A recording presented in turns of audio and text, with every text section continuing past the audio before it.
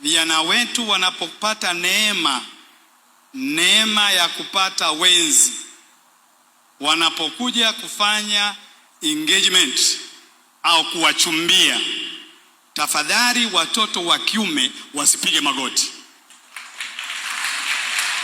Ninaombeni sana sana, jambo hili nimelizungumza mahali pengine, nimerudia tena kwenu ninyi wanawake. Tuwashauri vijana wetu wa kiume, desturi na mila na utamaduni wetu wa Kiafrika, mwanaume anasimama, wa kike anapiga magoti. Lakini katika hilo, hata kama binti hawezi kupiga magoti, basi wote wasimame.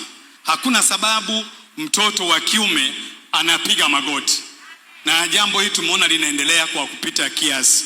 Nitumia hadhara hii, nitumia kina mama ninyi kuwaomba walezi, tafadhali watoto wa kiume wasipige magoti. Sisi sote tulioa lakini hatukupiga magoti.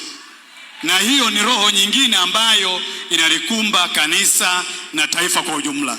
Kwa hiyo ombeni, mnapoendelea kuomba, wasione hiyo ni fashion. Shetani kila siku analeta design na kuharibu umbaji.